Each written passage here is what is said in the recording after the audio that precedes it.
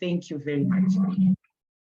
So I want to invite our first speaker now, who is our Secretary General, Ms. Lucy Slack, to welcome us to this meeting, to also give us a bit of a background of the Commonwealth Women in Local Government Network and the background to the tools. Over to you, Lucy. Thank you so much, colleagues, and thank you for that welcome, Nyasha. Allow me to just add my warm words to your opening remarks, and welcome to everybody on the call. I just want to give a little bit of context. I think we all agree, we're all very much of the mind to say that if we're not engaging women in local government, we're not engaging half the population. And that isn't acceptable, and it means that local government doesn't make good decisions, and good decisions that include the whole community. So really that was very much our starting point in terms of establishing something called the Commonwealth Women in Local Government Network, which was set up by CLGF in 2017, really to be a mechanism to support women to get more involved in local government, both as politicians and practitioners, but also to increase the influence that those women have in decisions made about local priorities. Many of you will know the organization, the Commonwealth Local Government Forum. We are a local government organization, but we also bring together ministries and local government associations, as well as individual cities. So we look at decentralization in its very broadest sense. And of course, gender empowerment and gender mainstreaming is critical to ensure effective and efficient local government. So I think it's something that we hold very strongly. And I think it's something which is certainly increasingly gathering traction, where in the past it was perhaps something which was seen as a marginal area for organizations to focus on. I think it's very much seen now as something in the mainstream and something which we need to address in order to really build the kind of local governments of the future that we want to see. So the network was really set up to be effectively a network of networks to support our member organizations and bring together our member organizations, and to support existing initiatives, but also to develop new initiatives. And really what we're keen to do is focus on Commonwealth good practice on women in local government, to really gather Commonwealth-wide practice, knowledge, understanding, and look at the replicability and the opportunity to share that good practice, to make good practice available to our members, and to involve our members in developing good practice. And then, of course, to mainstream some of those principles into our work. And then finally, we're very keen to use the network to obviously bring women leaders, women practitioners in local government together, but also to work with our members to develop the kind of tools that we're going to be talking about on this session today, but also other work, and of course mobilize the resources to enable us to do that. And the priority areas for the network are quite clearly defined. So we're looking very much to work with existing elected women to build the capacity of existing women leaders, but also to look at how existing women leaders can overcome some of the barriers that exist still systemically in the local government system in order to play their role more effectively in local leadership.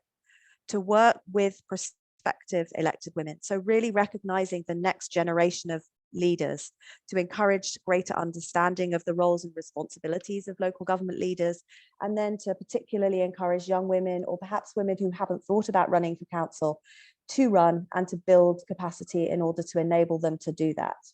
We're looking to look at how we can use our kind of Commonwealth advantage to work with other partners to help to remove some of those systemic barriers to women within political systems. So to work with our members to increase awareness and understanding of what some of those challenges are, but also to see how we can inculcate a gender perspective into all aspects of local government's work, whether that's legislation, whether that's through greater oversight and representation, or just understanding and improving gender awareness and gender sensitivity in local governments and in our local government association members. And then finally, really using the power of you, the power of that international and Commonwealth network to gather and replicate successes, but also to advocate and to continue to advocate strongly for increasing women's representation and participation in local leadership and local government. And then, of course, to work with many of the international organizations, not least UN Women, to continue to monitor the levels of elected women across the Commonwealth and feed into achieving SDG 5.5.1 on women in local government, which is, of course, the target that local government worked very hard to achieve when the SDGs were being negotiated, and of course, which is a target which, you know, many of our countries across the Commonwealth are still quite a long way shy of at this point. Hence, I guess the need to really focus on ways in which we can actually proactively change that. Next slide, please. And then finally, just a little bit around how we're structured. So obviously, we're based in, the CLGF is based in London. We're a kind of like an apex of the organization, a small kind of unit working particularly on advocacy towards the Commonwealth, but towards also engaging also our members into the work of the Global Task Force on Local and Regional Government. Our role is to support program management, research and dissemination.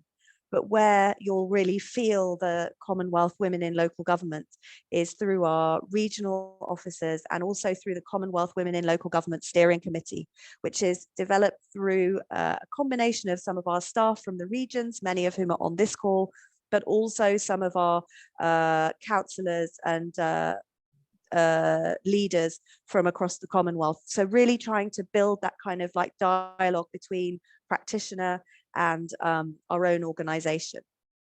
And the Commonwealth Women in Local Government Steering Committee is chaired by Honourable Tembina Kadimeng from South Africa. She was the president of SALGA. She's now the Deputy Minister at COGTA. And then, of course, you know, our network really focuses on building that cross-Commonwealth exchange. We work through local government association focal points so that we can reinforce and amplify rather than duplicate your work. We also work very much through regional WhatsApp groups and of course our Facebook page. And I would encourage you to join all of those and to get involved and to use that as a platform to share your experience and your knowledge. Next slide.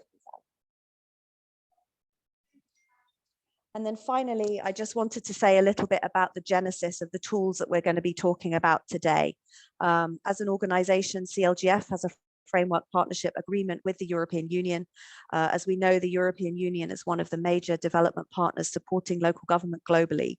We're working alongside 4 other of the global international local government organizations to strengthen the relationship between local government and the European Union, working particularly with our local government association members to build a dialogue and interaction with EU delegations in country.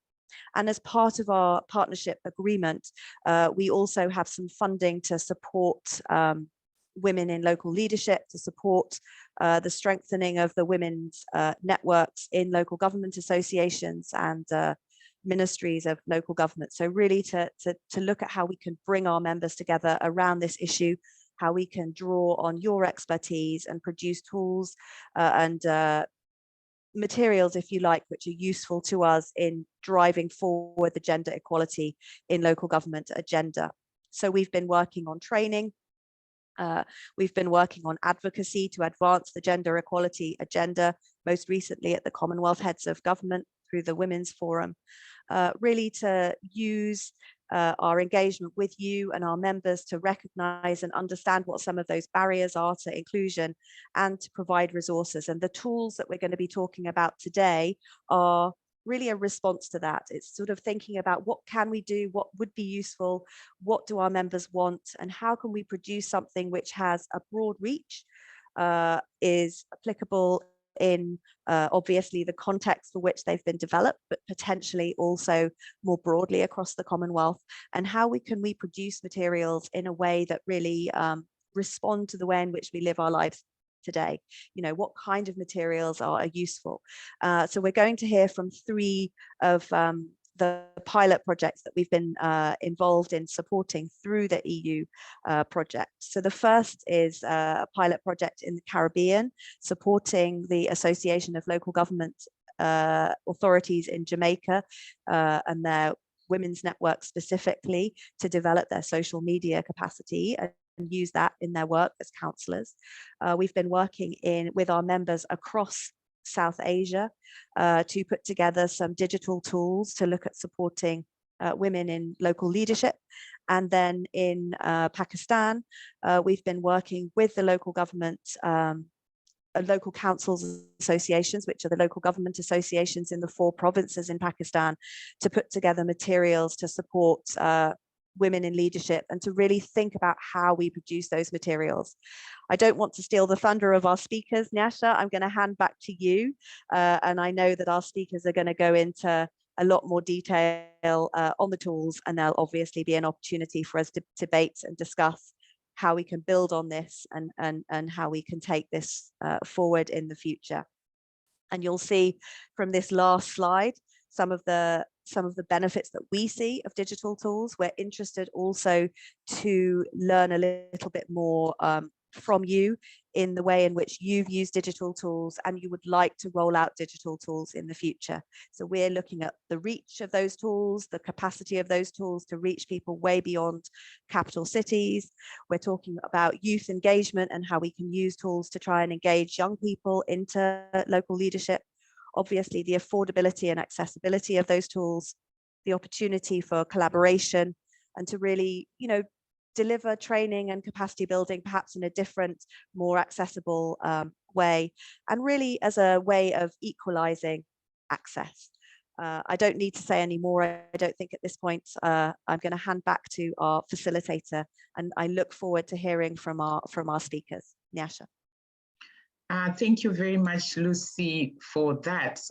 You just have reminded us that 5 years ago in Malta, exactly 5 years ago in November in Malta, we launched the Commonwealth Women in Local Government Network.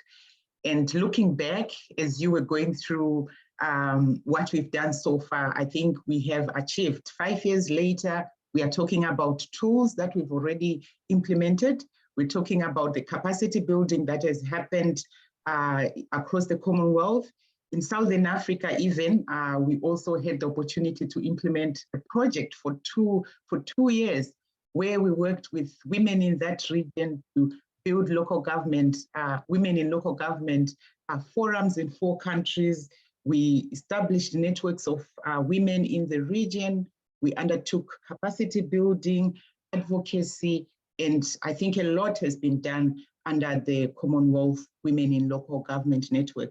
Well done to you, and congratulations to you and to us as the women in local government.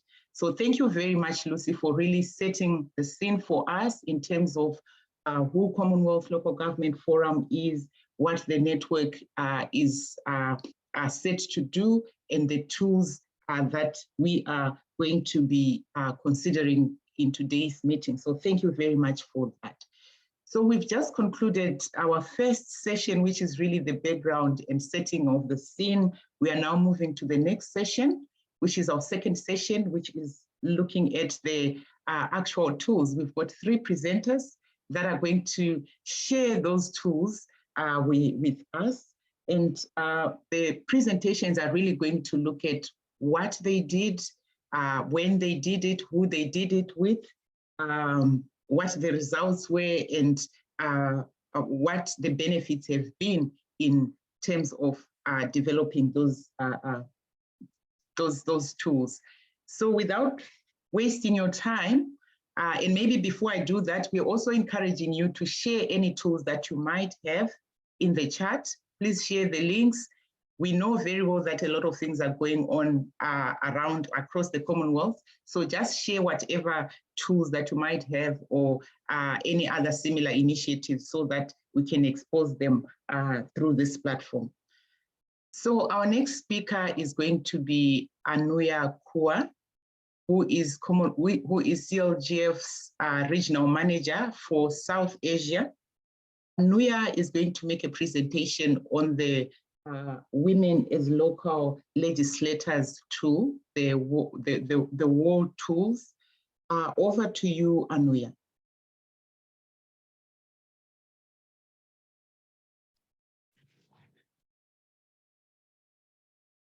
Thank you, Nyasha, and thank you. Welcome, all of you. And it's really my pleasure to share about the digital tools that we have developed. So these digital tools were basically developed as part of CLGF's EU-funded project in 2019 to 2022. And we developed it with our partner organization in India called Resource and Support Center for Development, RSCD. Next, please. So as we see over the years, South Asia has actually produced very powerful women leaders as the prime ministers or maybe as leaders of major parties or heads of state. But however, in spite of that, women's representation in governance, especially at the local government level, has actually remained poor. So to remedy the situation, the countries in South Asian region have introduced a quota systems. And the latest one was really as early as in 2021 is the latest one, Maldives. So now we would see up to 33% overall, we have quotas and reservations for women to come in local governments. However, in spite of that, women face all those challenges which are faced by their male counterparts, but they also have additional challenges, more so because of some of the societal challenges or sometimes at the political level, at the cultural level as well. In this particular region, we find that there is restricted mobility for women, there's financial dependency, there's patriarchal societal norms, which are making women, it's making difficult for women to participate in decision-making processes and making their voices heard or, putting across their opinions or their decisions across the board. The culture of silence, which is again very, very often seen in Asia, further complicates the issues and challenges. What is also, it compounds further because of the lack of assistance from the political parties. Not many political parties in this region seem to be giving more assistance to women, and although they have women wings, seldom one comes across any capacity building initiatives which are taken by political parties. Also, there are limited support networks, and whatever networks and systems which have been designed so far are actually designed without considering the additional roles that women play within their families and homes. Next, please. So while we were developing these tools, we worked with RSCD on a number of programs before actually developing these tools. And we worked on a pre-election support campaign through one of our projects. And we found that along with the laws and technical expertise, the elected women representatives or the potential elected women representatives, they wanted to learn very simple tricks and tactics as immediate solutions to address the common issues that they face as individuals, as members of their own families within their constituencies, and also as proactive representatives of the local self-governments. So what we did was we had followed a procedure where a CTNA. So the context and training need assessment was very, very vigorously done at the grassroots levels. We had invited women from the grassroots to actually put forth what are the different challenges that they face. And after getting that entire data, we had divided across 4 major areas. And accordingly, we tried to design these, the training, the digital tools and the training module. Next, please.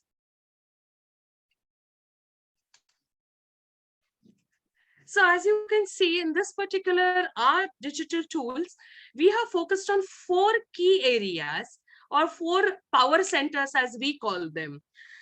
Generally, every human being, every person is actually a product of his or her own context. So self is very, very important focal point for the capacity building of any individual. Human beings are also part of a very popular and yet pretty undemocratic institution called family. And a change at this family level is also equally important for strengthening the self. it plays major role when it comes to actually encouraging or discouraging women who want to get into local governments and politics. So how do you really understand the dynamics at the family level is something that we decided to address through our training module and the digital tools. Then the constituency, which is the work zone of the elected women representatives. So the key component is addressing the genuine needs of the public. Our EWRs must understand what are the needs of these of the constituency that they are trying to serve to.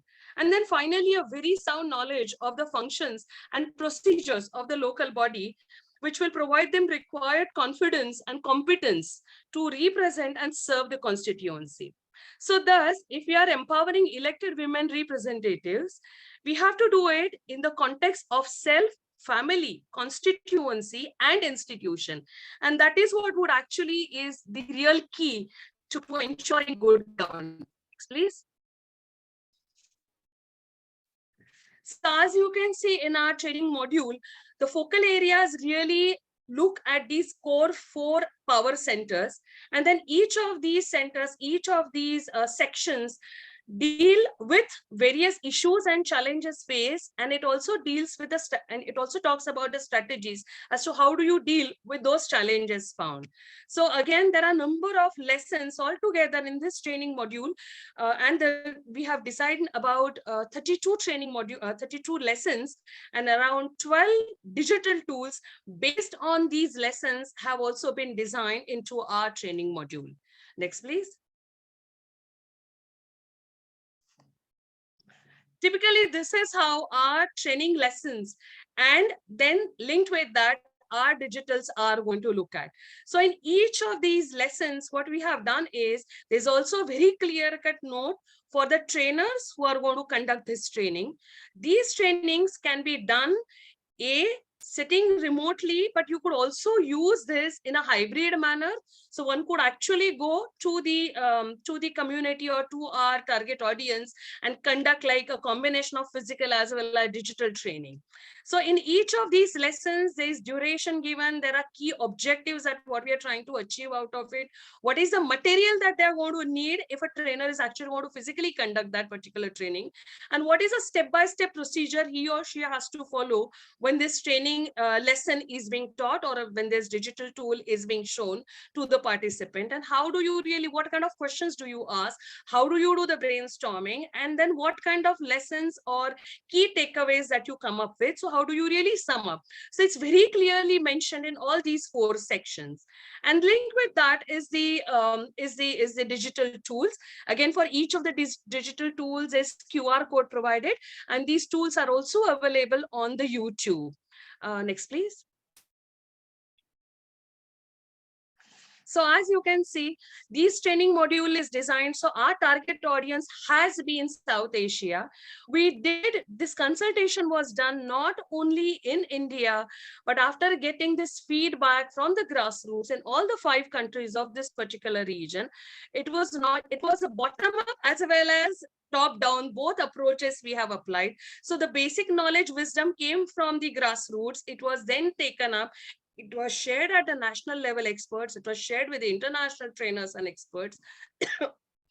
The feedback that came through was again sent back at the grassroots level, and then the lessons were designed, and then based on that, the creative tools were done. We will quickly show you, I'm going to quickly show you a part of how our digital tool exactly looks like. Alice, could you please do next?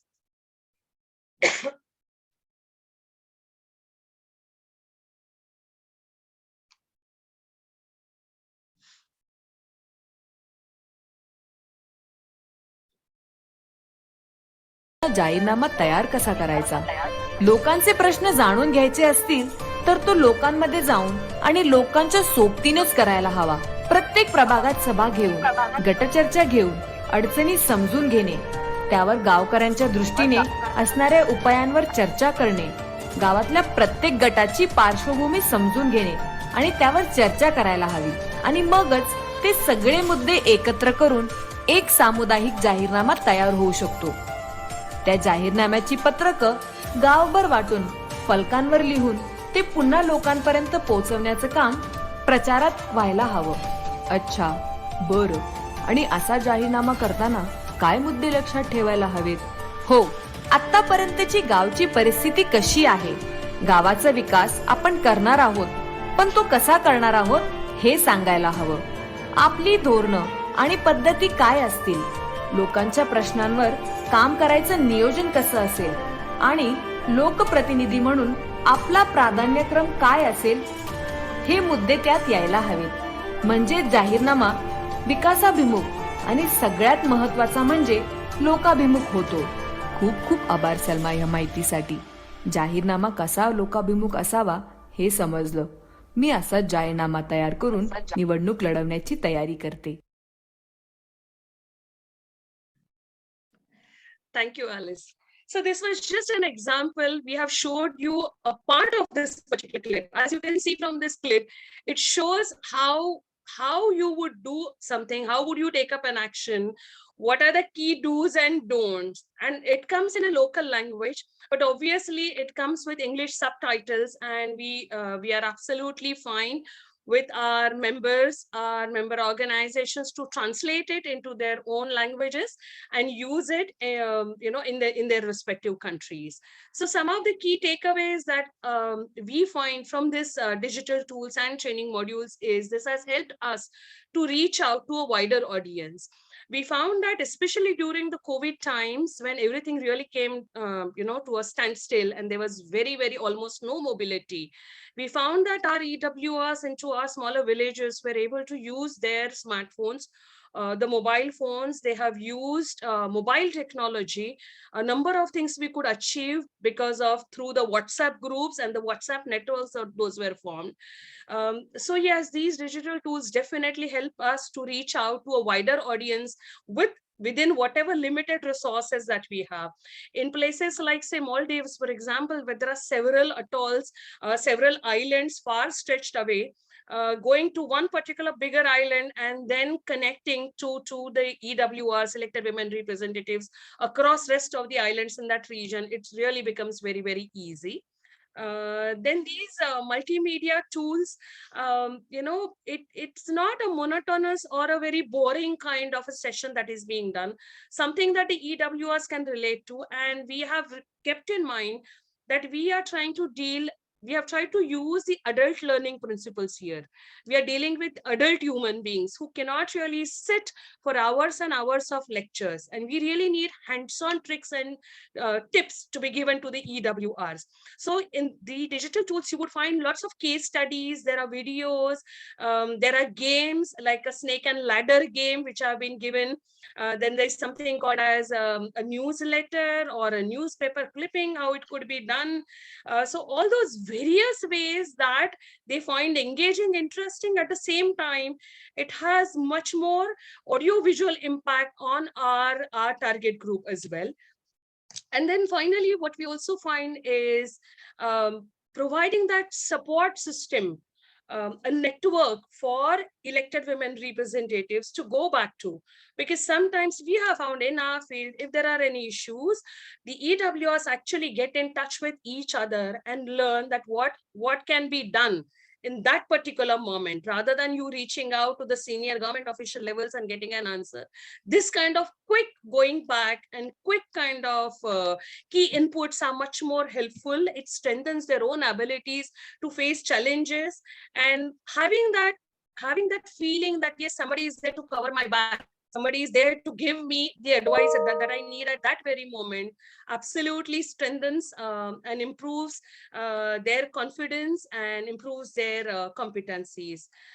So those are really our digital tools and the training module. If there are any further details which are required, I would be more than delighted to share much more details. Thank you so very much.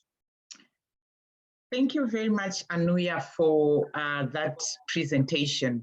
I'm not going to recap. You really nicely, you summarized it, your 3 points right at the end. So I'm not going to spoil it for you.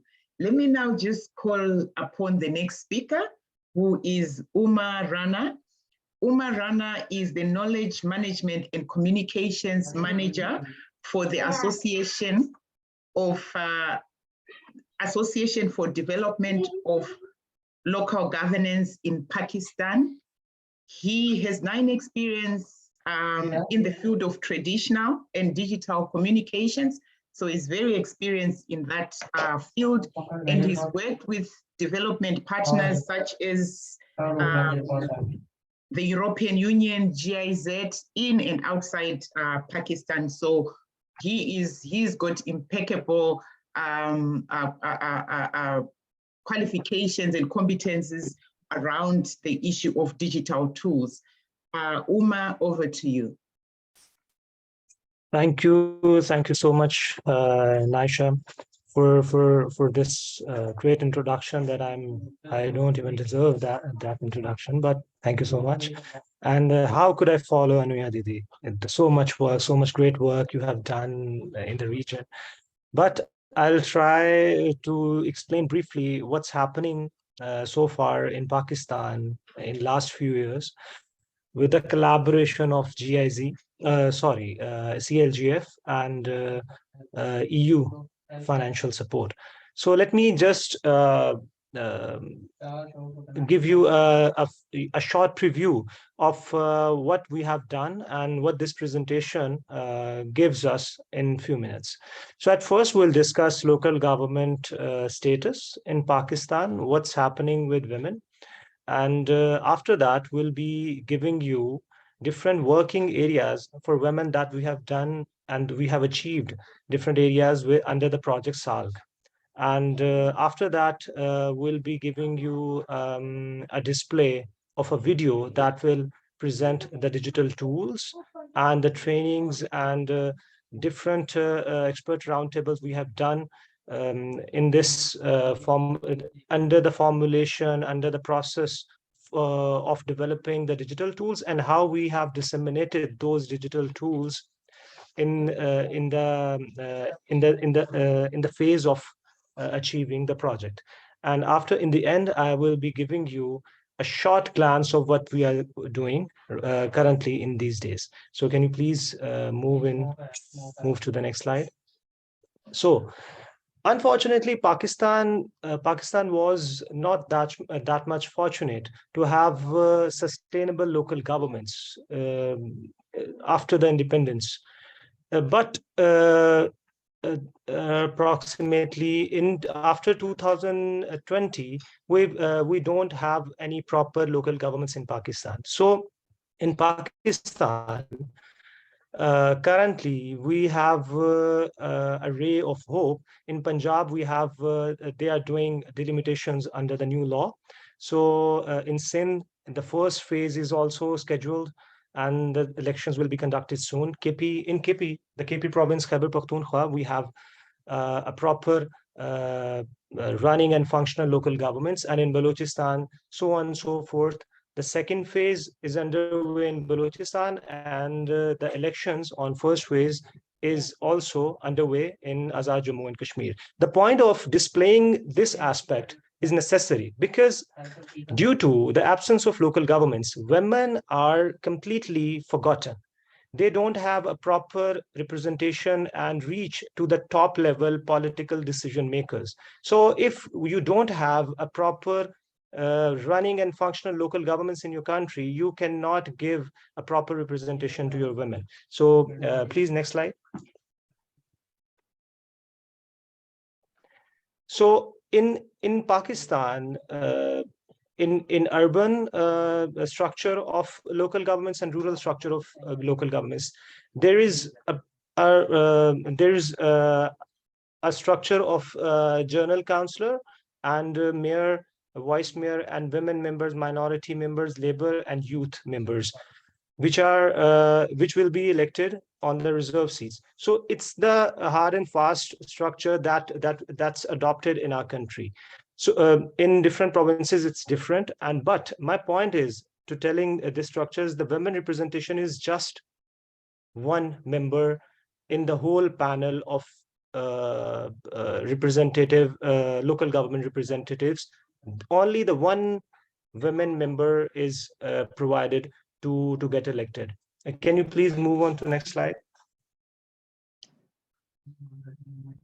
So although we have a proper articles and under the constitution in our Pakistan, Article 25 and Article 32 and 34, which provides a proper rights to give women's equality in Pakistan, and they give the women to a chance to participate in political mainstream structure, but they don't have functionally, they don't have that much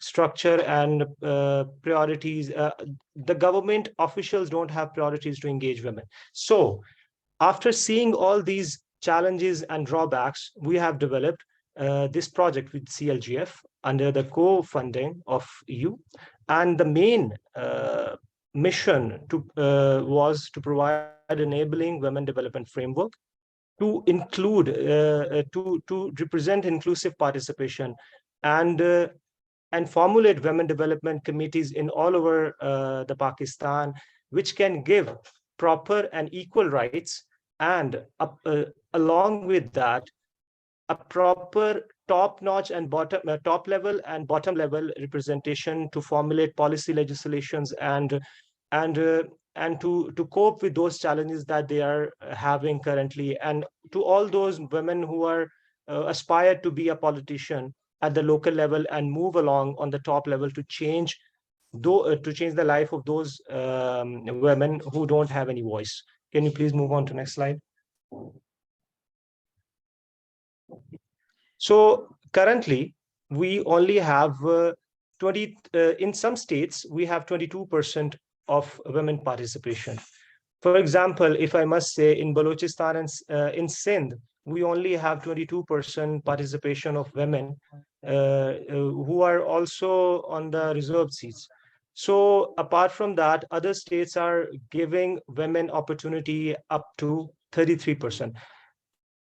Although we are in this project, SAL project, we have conducted so many expert roundtables and meetings that focused to approach to those decision makers to introduce different legislations and articles to increase the women participation up to 50%. And we are working on that. There are so many groups who are working with us currently to introduce a private member bill into the constitution of Pakistan. So the local government, as in Indian constitution, they have a proper chapter on local governments. So, sorry, Uma, yeah. Sorry, I just wanted to remind you that you have 3 minutes to go. Your time is in the next slide, we'll be playing a video that will represent the digital tools. Yeah. No, that's fine. Thank you. Yeah.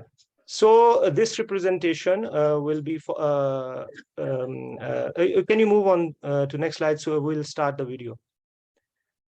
So just start the video.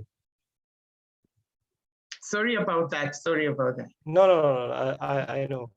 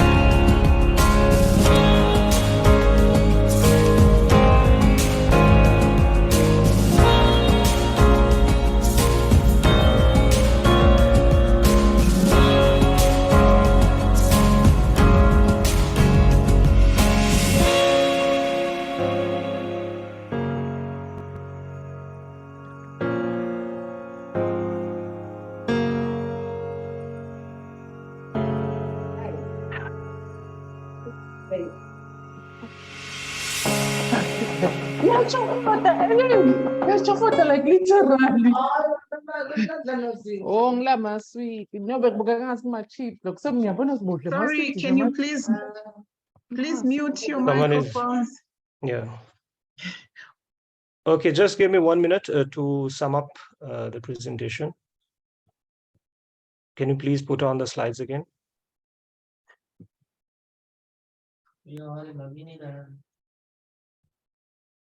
Okay, so I just need to explain the slides, and for the shortage of time, I can skip the last part, the currently we are doing. So these the different training sessions and the different video tools that you have seen in this video are developed to actually build the capacity of women counselors on the local government laws, so they can know what their responsibilities are and what their functions are. The women development committees were formed in 129 districts across Pakistan, and they are targeting at least 3,800 different women counselors in Pakistan, across Pakistan. So these tools were targeting and have an impact on those women who don't even know how to use the smartphone, how to use laptops. So we have formulated these tools. First, we have formulated the strategic plans, like what their challenges are and how what sort of activities they are beneficial for them. And after that, we have developed those tools, and then we have delivered them those. We have created a reach to deliver them those tools. And in the last session, we have given them the digital literacy trainings to use those tools. So this is the shortest way to tell you how we have conducted these trainings and delivered these tools. Can you move on to last slide? I want to show you what we are doing currently. On the next slide. The next one. Yes, the previous one. Yes, we are currently training 200 government officials in Balochistan and Sindh, and these are currently they are more than 200. The next slide, this is the next slide, please.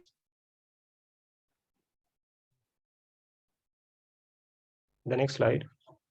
Yes, click here, and let me show you the glimpse of a knowledge hub. It's another tool. It's underway. Under the developing phase, but I want to show you what we are creating and for what reason. We have also conducted podcasts and radio shows on SDGs 5 for women in Balochistan, and you can, after clicking there, you can go over there on podcasts and SDGs Knowledge Hub. That is also for women, if the link is working. If it's not working, it's over there. People, I can share it in the chat. You can visit afterwards too. Yeah. If it's not working. Yeah. So let me. Okay. So okay. Thank you so much. Yeah. Thank you from my side for your time. I have mentioned the link. Yeah. Thank you.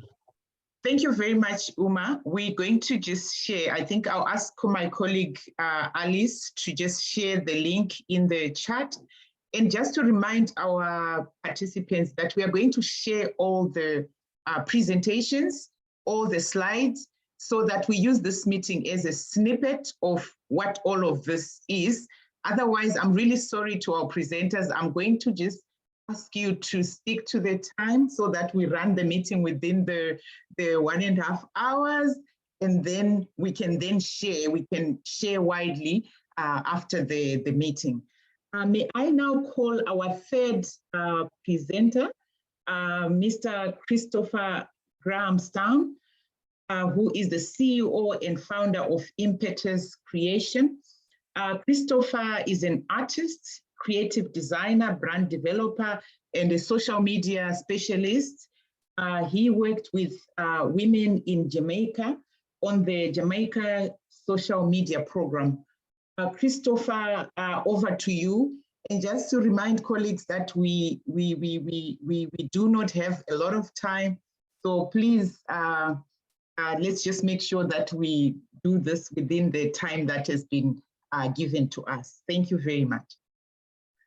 Good morning, ladies and gentlemen. Good day. Hi, my name is Janine Xavier Cross, and I will actually have to fall in for Christopher for the moment. He is, his internet connectivity is giving a bit of trouble. So if he does come on, he will sign in and speak to his presentation.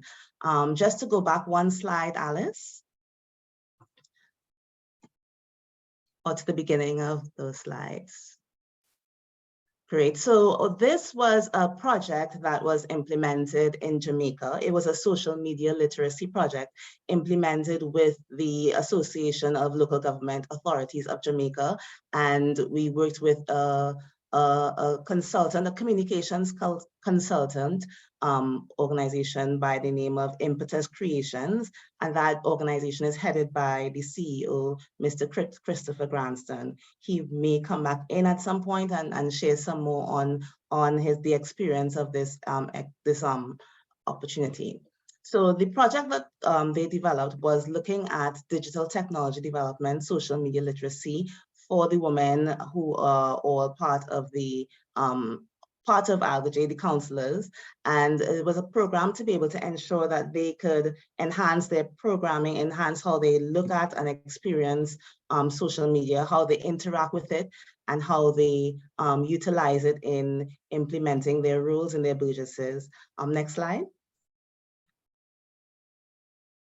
The goals of the project were to increase the use of digital technologies and software applications with local government, particularly amongst the women councillors, as a means to strengthen their social media literacy and their communication skills in promoting participatory democracy. And they also try to focus on better positioning the women as change agents by using targeted social media campaigns to promote inclusive democratic systems. And the image on the right, that is Mr. Granston and one of his colleagues, and some of the women in Jamaica who were participating in the program earlier this year. Next slide.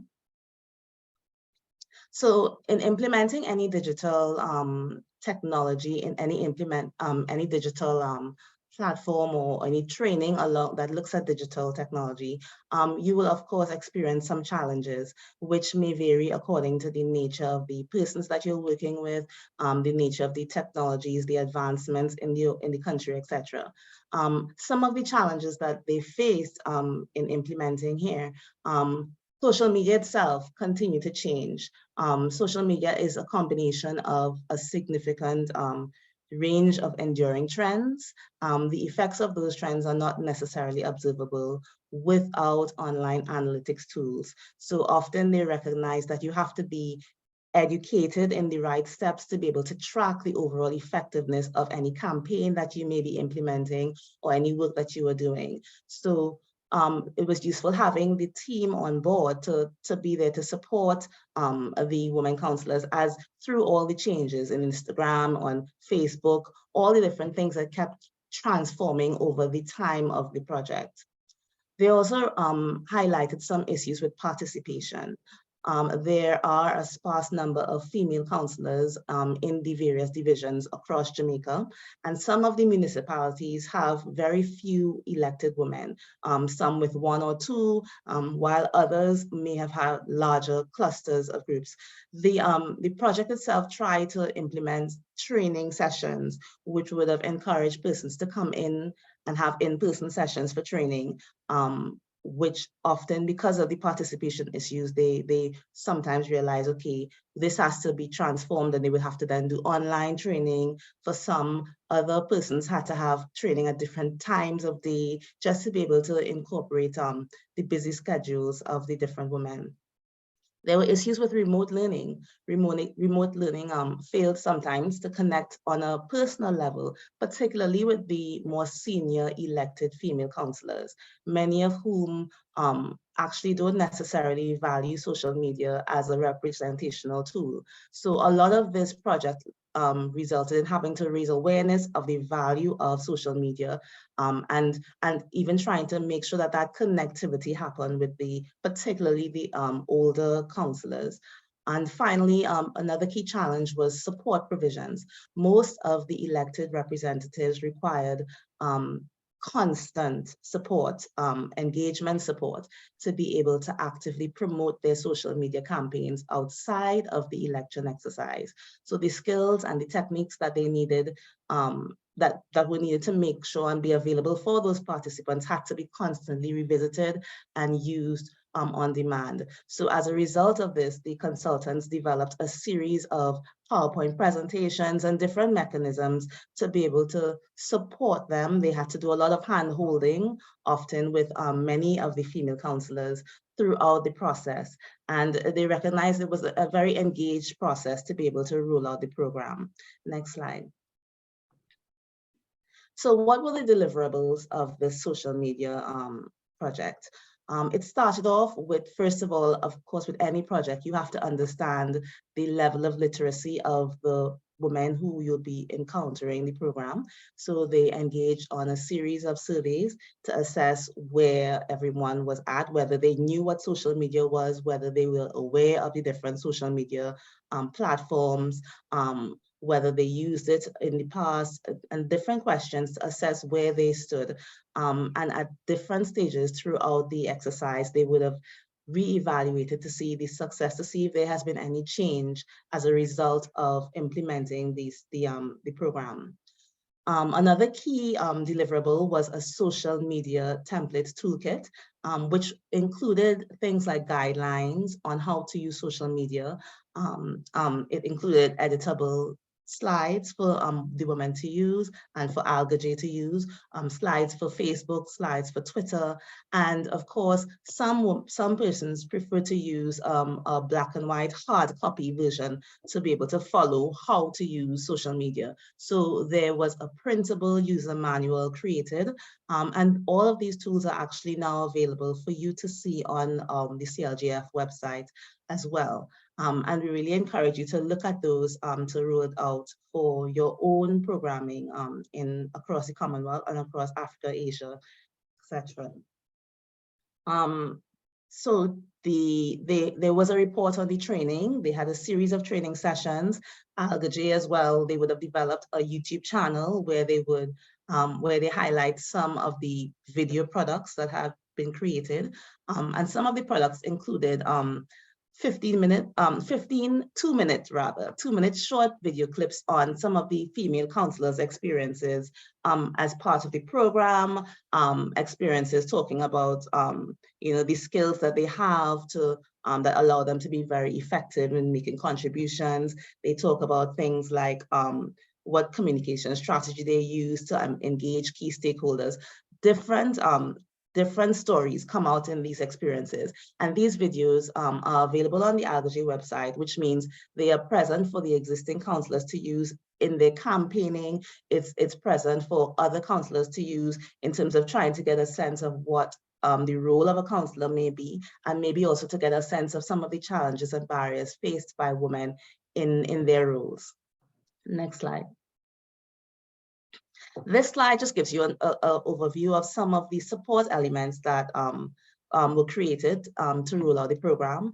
The organization Impetus Creations, they specialize in design and branding and things of that nature. So they developed a series of brand elements that would have incorporated the ALGA's, that would have incorporated logos, etc., onto the ALGA's social media platforms. They upgraded those platforms so that they were in the cutting edge era.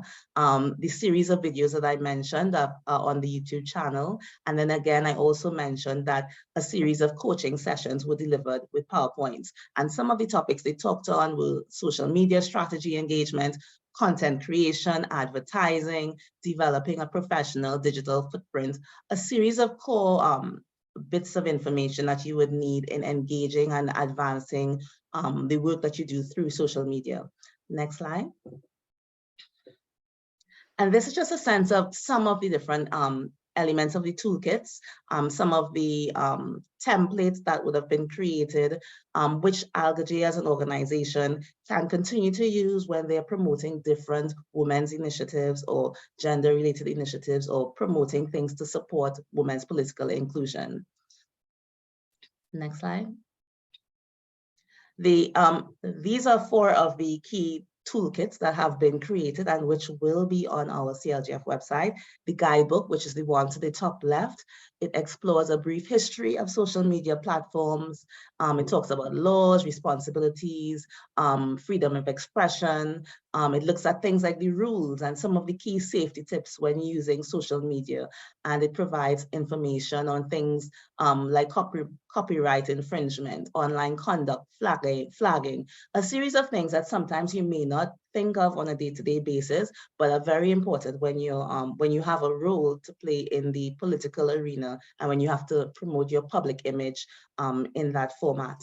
The training manuals are creating a step-by-step guide for the mechanics of Facebook, Instagram, and Twitter. So it's a how-to guide on how to post, what kind of content to post, how you should schedule your posts, looking at insights and using the analytics behind social media. It's a wealth of knowledge that is available and it's very relevant to all different countries that may choose to be part of this. Next slide. And just to give you some of the findings, I'm rolling up on this presentation, some of the key findings of the consultants from engaging in this exercise. They recognize the need for organizations such as CLGF, so local government associations, and support organizations like the Commonwealth Local Government Forum to play a more integral role in social media engagements, such as developing online campaigns, and providing that support for elected women. The women who were engaged in this exercise were they found it was a phenomenal experience. It was something that was new for them. They were all ages, and they recognized that the value add was significant coming from their associations. Also, most elected women in Jamaica, it was recognized that many did not have a dedicated social media platform to facilitate their representational duties and responsibilities. And even across the Commonwealth, we recognize in some countries, LinkedIn seems to be one of the most heavily used platforms. Facebook and Twitter, a lot of different persons with public images have a very prevalent Twitter presence. However, in Jamaica, and it also is seen in a lot of the Caribbean as well, they don't have much of a presence. And this was an opportunity to see that, recognize it, and say, okay, we have to work to enhance that and make sure that all those women who have a role to play have a presence. And finally, they noticed the issue of generational bridge building between senior and junior elected women. And they recognize the value that that can have in inspiring other women to get involved in the political arena. This exercise was phenomenal for them, as I said. The older ladies, the younger ones came together. They were helping each other in terms of, well, how do you use Twitter? How do you sign into Facebook? The little things as well as the larger things. And there was an excitement that was gained through engaging in this. And beyond that, many of the councillors now have a stronger sense and connection with their burgesses who are trending. The issues that come up day to day in their burgesses, they recognize them, they're flagging them on social media. Yes, and they can speak about it. And it's time for me to wrap up. What's the next slide? Thank you. Wonderful. And just to flag, these are some of the key pages that you can connect with to look at CLGF, and the other organizations as part of this program. Thank you very much. I do see Christopher Granston is online. Nyasha, you may want to bring him in maybe at a later stage just to give some comments or otherwise. Thanks again, everyone. Thank you very much, Janine, and thank you very much to our presenters for sharing the tools. I must just apologize. We can sit the whole day listening to this. It's very, very interesting. I'm even tempted to just let our speakers go on and on, because what they are presenting is very close to our hearts, it's something that is very interesting for most of us. I think even in the comments, we're hearing you saying how good these tools are, how inclusive they are, and the way they are not, leaving even the, the elderly in the process, in making sure that people can participate in social media and be empowered to do so. So thank you very much to our presenters, and I must just apologize for interjecting, but we need to move on.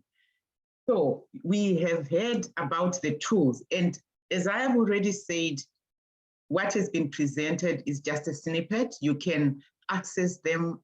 They are going to be shared even after this event. They are already there on our website, but we want to hear from you. So I'm going to give this opportunity to representatives from Asia, East and Southern and West Africa, who are just going to give us their just initial reflections to these tools. And what we're trying to do with this session is to start to get us to think about how applicable these tools are, because obviously as CLGF would like to support you, to continue to support you.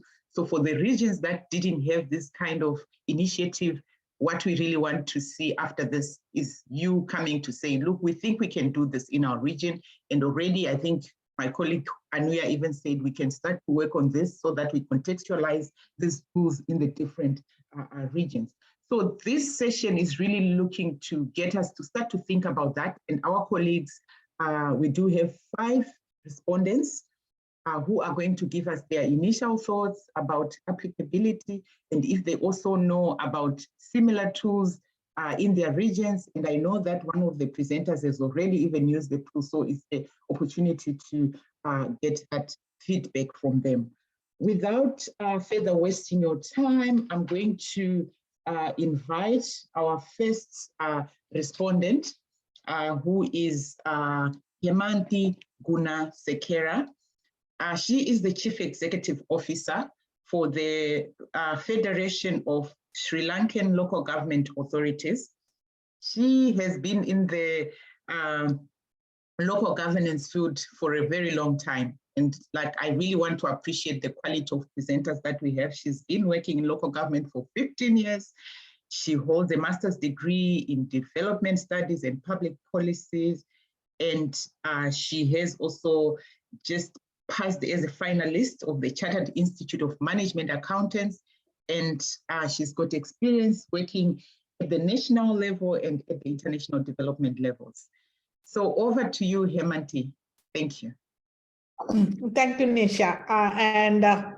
It's a wonderful presentation, all the presenters, congratulations. And yes, I would like to share my experience, especially in relation to the wall tool. We all, I think, has developed, I must say, Anuya has invited us from time to time in the process of developing the wall tool. Actually that gave us good insights of how it is being developed. So the process was not new to us.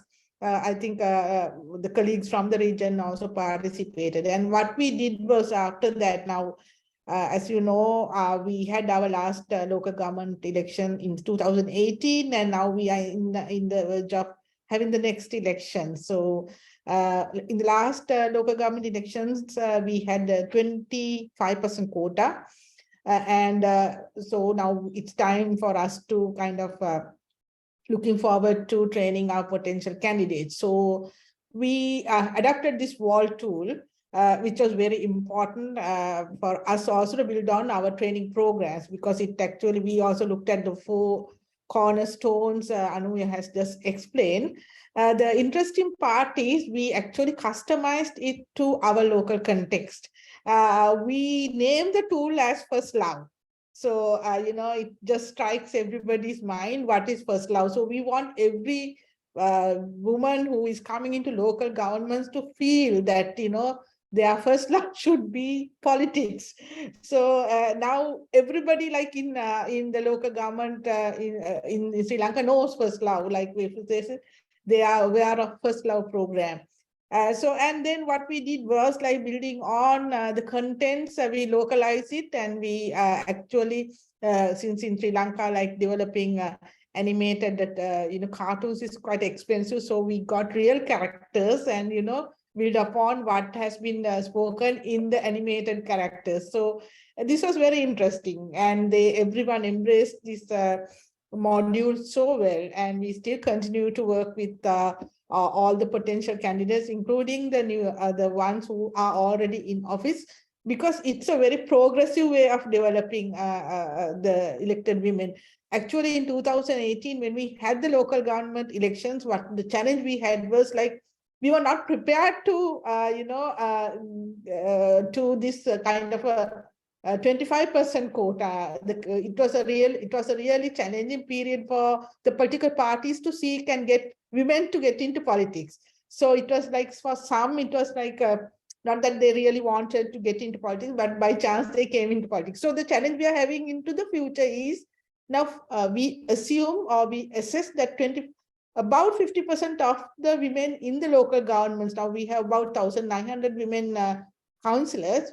Out of that, about 50% will go off from the system. So we are going to lose about, half of the experienced women councillors, because they are not genuinely interested in politics. As I said before, they were not prepared, and now they are finding it really challenging to be in politics. So we have to look at how to get new candidates, potential candidates, and also the young candidates. So it's a real challenge for us, and we actually have adapted this wall tool, which was named as First Love, very well.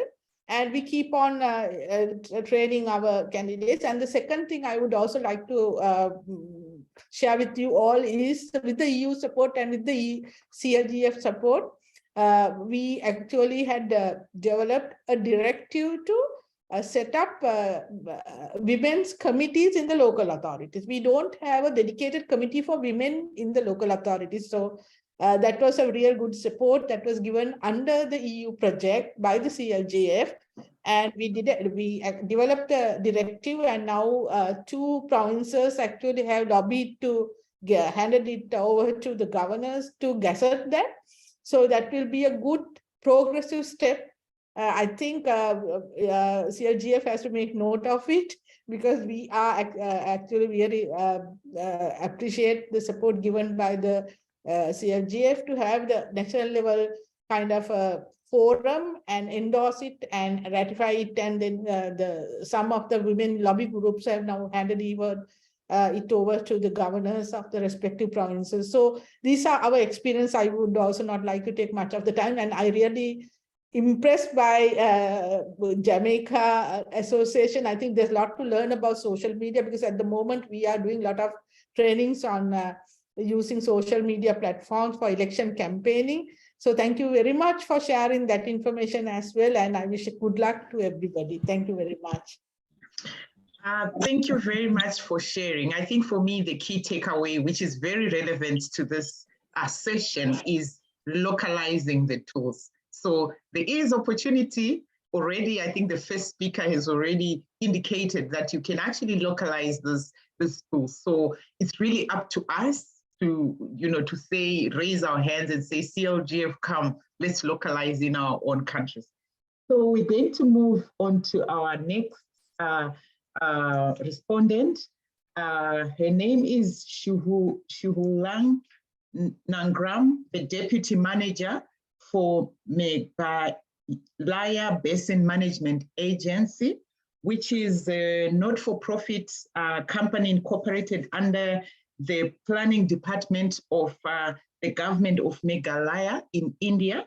The organization is engaged in the implementation of specialized development projects, enhancing natural resources management, access to finance, livelihood development, enterprise promotion, market linkages, and knowledge services.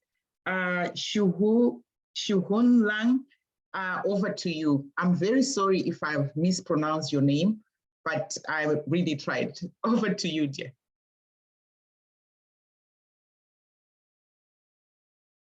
You are muted, I'm sorry. Okay, thank you, ma'am. And a warm greetings for everyone from Meghalaya, India. My role as a social management deputy manager in Meghalaya allows me to deal directly with communities, particularly in rural areas. It was a great privilege in attending the World Module training organized by the Resource and Support Center for Development in Navi Mumbai. These digital tools here are of great benefits for the audience because through visualization, they will be able to question or reflect or communicate themselves directly. What is it that they are lacking of? What is their strength or weaknesses? What is missing in them? What skills do they need to improve or acquire more?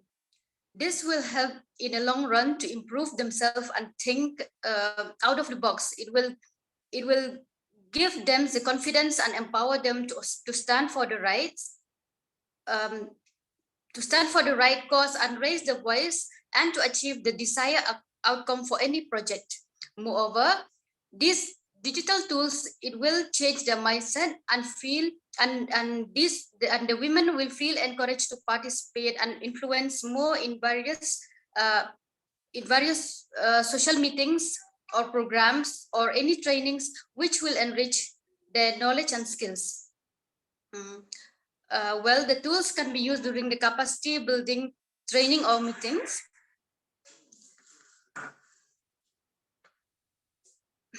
It can also be shared through different social platforms like WhatsApp group or YouTube and so on. This will help in disseminating information not only to the women who may be interested in getting involved in local government, but to the masses as well. These women will receive the support from others as well. The tools can be used by the already established networks. As here we have the self-help groups, the women organization at the village level, and other NGOs who work for the human rights advocacy and equality. And according to me, the challenges that can be faced in implementing these tools is the refusal tendency of the people that tends to have in accepting anything new, and the non-localized materials unrelated to the target audience. And we find out that women who have no smartphone of their own depend on their husband or any other family members to receive the information. In most cases, these family members, they don't feel the need to inform them or just ignore in sharing the information. However, the CLGF can help in translation of subtitles or in translation of subtitles in the local language, which is important for the audience to understand more and to gain interest in the tools. Moreover, it can help them in disseminating information to others as well. Lastly, I just want to share my experience when we watched the TED Talk by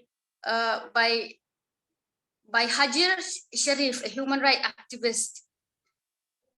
I tried to translate every word of her speech to my mom and my aunts and other family members at home. At the end of the video, there was a 2-minute silence. After that, my mom said, what she said, Hajir Sharif, what she said is very true. Now I understand why we lack women representatives and great leaders. It's because we never exercise free speech and expression at home. We never acknowledge our children's ideas and decisions. We never ask their opinions. Now the future depends in how we treat our children at the very early stage, she concluded. Thank you. I'm not going to spoil it. I think it's very, very clear, the benefits, the implementation issues, but also I think the deeper issues around, the family and how we, how our culture and how it actually inhibits even women to participate in local government. I think that was a very powerful presentation and sharing in terms of experiences. But I think what is very, very important also from this, which we need to highlight going forward, is the use of local languages. It's the localization. I think that's the most powerful thing that can ever happen with tools like this, with capacity building for women. Also, I like where she talks about the reflection, how the tools enable participants to reflect on themselves, to look at yourself, to fix yourself, to start with yourself. So I think there is a lot of potential with these tools, and I'm already hopeful, and I'm sure that we're going to get yeses after this session.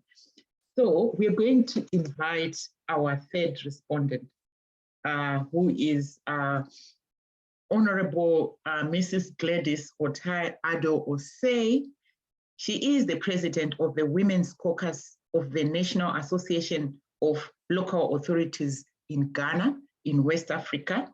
She's also an elected assembly member of Obojo electoral area, and she's been since 2015. She serves in various committees at the assembly. She holds a master's degree in organizational leadership, governance, and she is a member of the Chartered Institution of Human Resources Management in Ghana. Over to you, Honorable Osei. And you are muted, ma'am.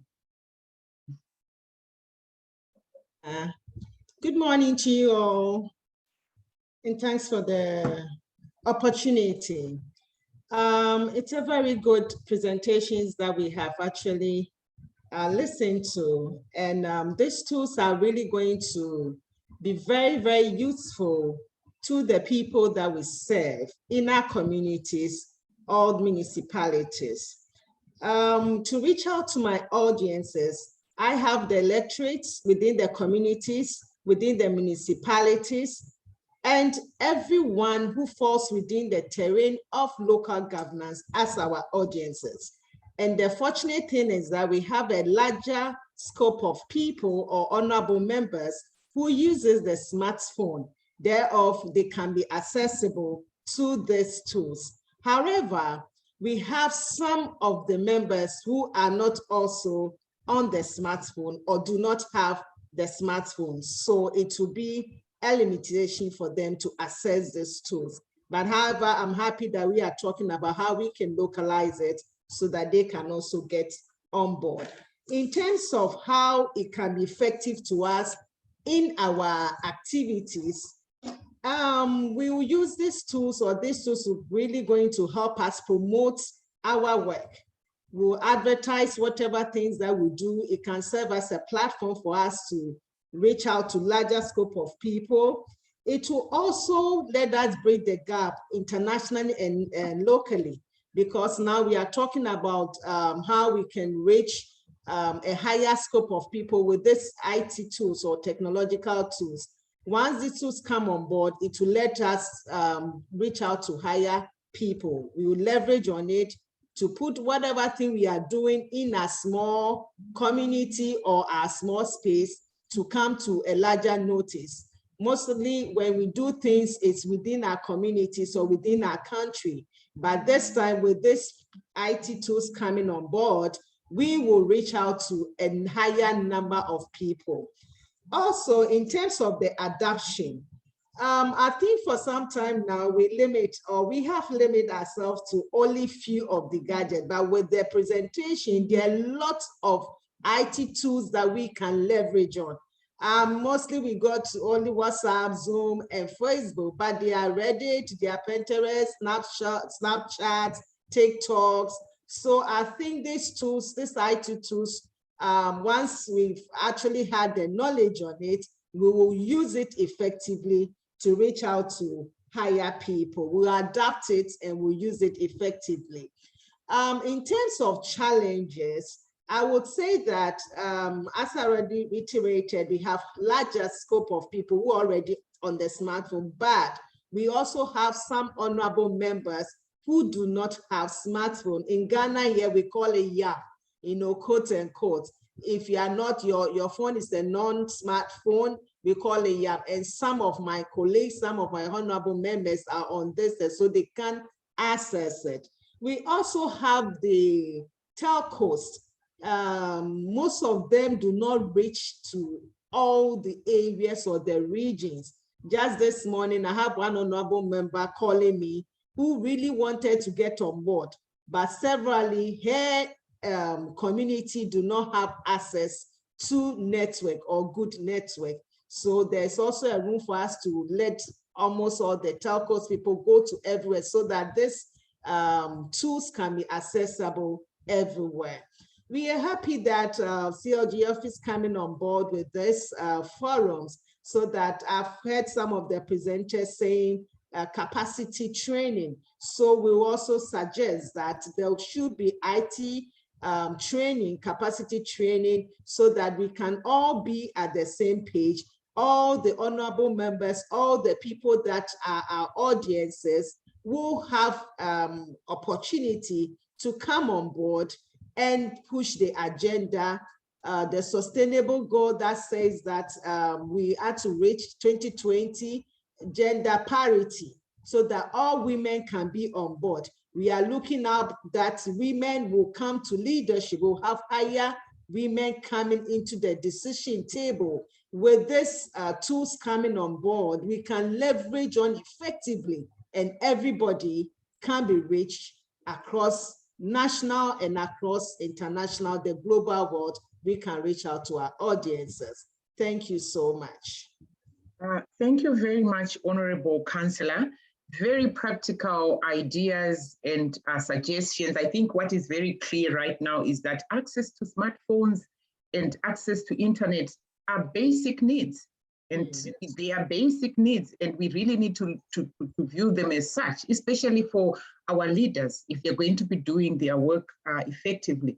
I already see that in the chat box that we need to create hubs, especially in remote places, remote areas, especially in Africa, on the African continent. I think there's so many places where there's, there are areas where there's no access to internet, but maybe just creating hubs where women can go and access internet and work from there, even the gadgets themselves. So if you can set up an internet lab with the computers or gadgets to use for women to access, the same way we go to clinics and all of that. So that is also a very good suggestion that's been posted in the chat box.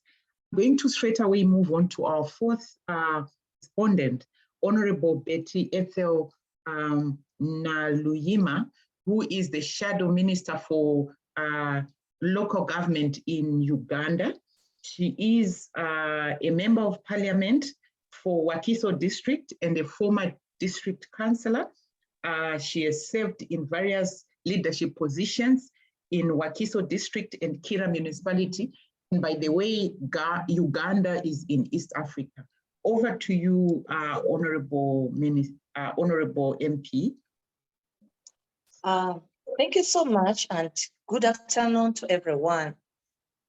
Thanks for this great event of saying that the world connects, and it's entirely thinking about that other woman who is in governance, who is in leadership, and we are thinking about how better we can digitally connect her and to see what digital technologies she's already using. I commence by inviting you to each one of us' policies.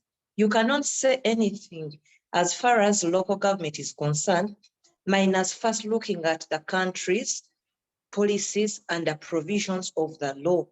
In Uganda, we can say we are privileged that right away from the supreme law, the Constitution, it provides for inclusion of women. And under Article 176 of our Constitution, we are seeing the decentralization, that whatever is reflected at national level, we are seeing that even the women are supposed to be part in local governance.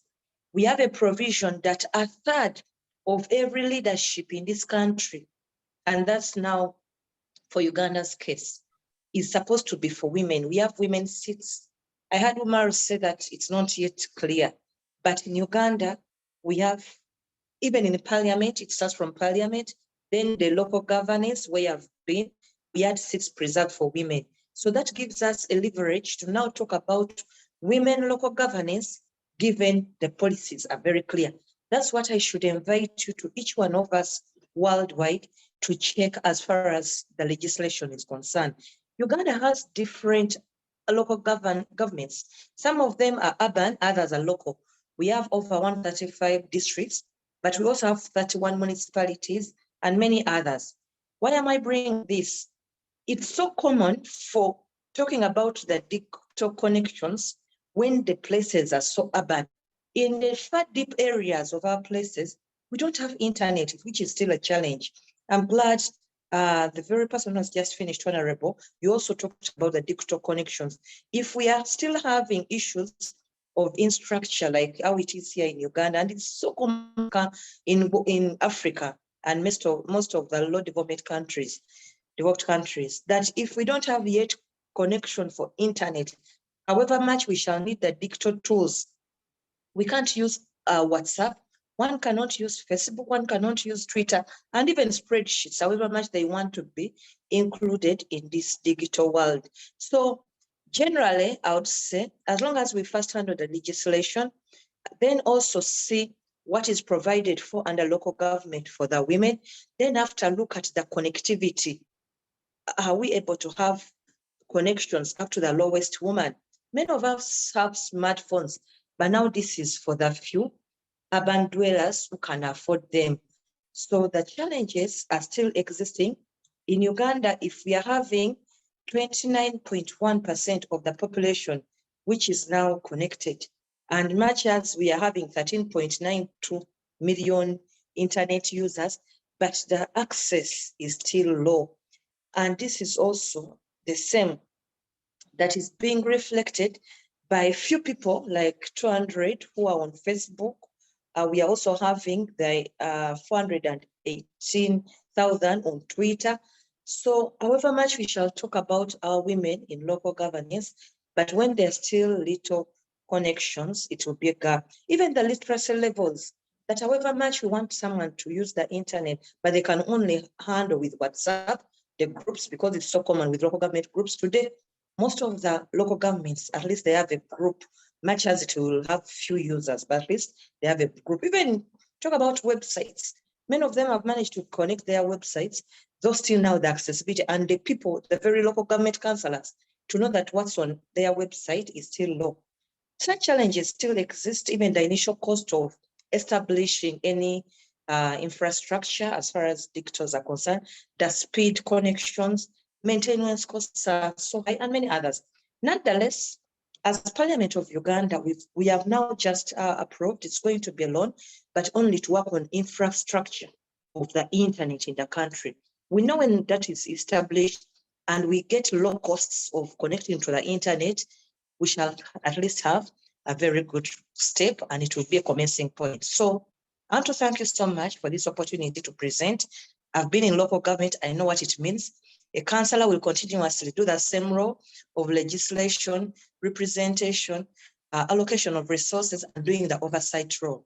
But as long as one is not in position to have that capacity to do those roles under this digital world, it will still remain a gap. But still, as policymakers, we are scratching our heads to see that local government leaders are better facilitated and they should be in position to carry out their roles. I want to thank you. And due to the time factor, I know with time, I'll have a bigger presentation of this and continue on. Thank you so much. Thank you very much, Honorable Naluyima. I think we are being reminded that we do have issues with connectivity, but we shouldn't lose hope. We should work with what we have. But thank you very much for sharing that from Uganda. I'm going to invite our last respondent, who is Councillor Tando Kazi Kapa, who is the chairperson of the South Africa Local Government Association. She's the chairperson of the Women's Commission of the South Africa Local Government Association in South Africa, in Southern Africa. Councillor Kapa, like All of our respondents also comes with a lot of experience in local government, 12 years experience in local government. She also has a bachelor's degree in arts in law, criminology, a certificate in municipal governance, local government law, administration, municipal finance, and tourism management. Councillor Kappa, over to you.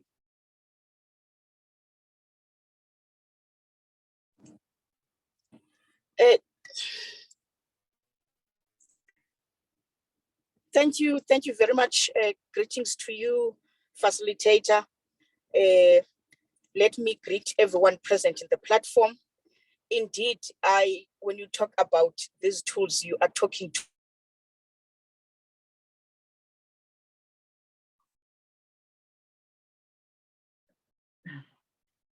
We've lost you, Councillor Kappa. Maybe you can switch off your video to just make the connection, you know, just what we were talking about, the issue of connectivity. If you could maybe switch off your video, Councillor.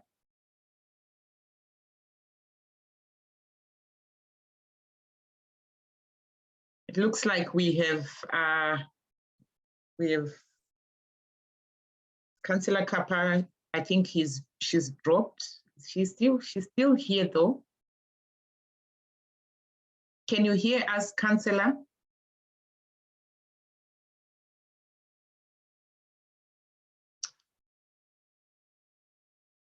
Councillor Kappa, are you there?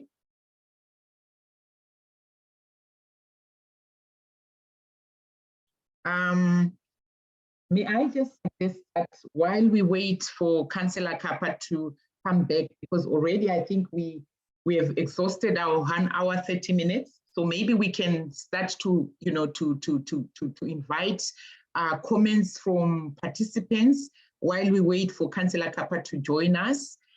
So if you can allow me, I'm just going to open the platform to the participants. If you have any tools, if you are already thinking about the implementation issues, if there are any other experiences that you would like to share with us, please feel free to raise your hand,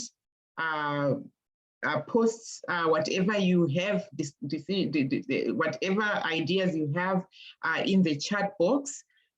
So I'm going to invite all of us to just speak freely, contribute to this discussion so that we know exactly how we take things forward beyond this meeting.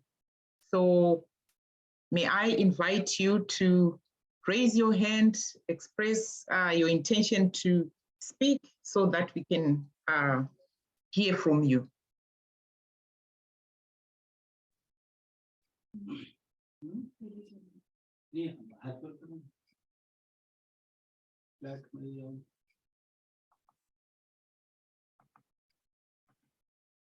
Any comments?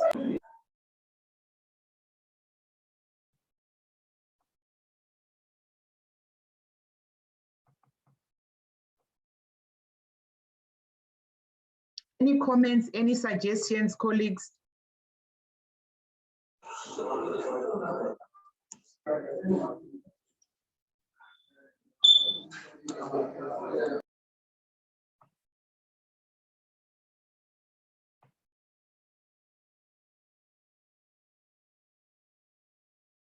Do we have any comments, any suggestions, or we are satisfied with what has been presented? Hello. Yes. You may go ahead. Hello. Yes. Yeah, that's on there. Good morning or good afternoon. Yes, Joseph Pindi from Sierra Leone. And thank you very much. I was following the discussions and also helping to see how much we can contribute or gain from Sierra Leone. And I do not know whether our representatives were present. That is the Women Network president of Sierra Leone. But I have been with you and I listened keenly to the discussions. All I can bring to the table, our experience here in Sierra Leone, in the local governance system, where it appears as a country generally, government is setting up to empower women in Sierra Leone. Just last week, they have passed a law, an act of parliament of empowering women at all levels in Sierra Leone, and in the local government, in the central government, even in the private sector, where the local government, the law is now saying that at least 30% of women must be in all positions in the country, whether political, appointment positions, or whatever it is. So for us in Sierra Leone, and for a lot of women in Sierra Leone, they are very happy about that one, that now we have a positive law that starts to see that women gain positions in governance in this country. And since this law has just been passed, like I said, about 1 week ago, everybody is enthusiastic to see its implementation and reflected in the positions in the country. Particularly our general elections and local council elections are slated for next year, June. And so we are now in the preparation period. And otherwise, we say we want to see women empowerment in local governance. For us in Sierra Leone, this is the right moment. And because we now have to see that we prepare our counterparts, women, that they take advantage of what has been slated. And by that law, even also the local government act in Sierra Leone is now being revised. It is in parliament. We are waiting that in the next 1 week, it will become law. And in that act also, it is expressed that women take position in our country because the law make provision for the local government that for the position of mayor or governor, if a male is leading, then the deputy must be a female. Or the other way around, if it is a female mayor, then the deputy must be a male. So it's like there is some good collaboration there to ensure that all positions are not claimed by men in Sierra Leone. So what I want to say here, in the midst of challenges, like others have said, communication challenges are here also, especially very few women in the rural communities have access to smartphones and even internet facilities. But notwithstanding, the country, 50% of the country is now covered by internet facilities, network facilities, and a lot of women in the cities or in big communities are using smartphones and the internet facilities. But what is really very common in Sierra Leone is the use of WhatsApp. This is really very common, and a lot of people are using this one, even students. So we will stress, if we want to get a lot of women on board, then the use of WhatsApp groups or WhatsApp facilities should be promoted at our levels, that we bring aboard a lot of women. And we want to ask our partners if there is any way they can help women in Sierra Leone. This is the right moment to see how they can be further supported, how they can be trained at whatever levels, and so that these coming elections, we really want to see a turnaround of women representation in the local councils and even in central government. So if I could join you, I am a male, and I just saw my...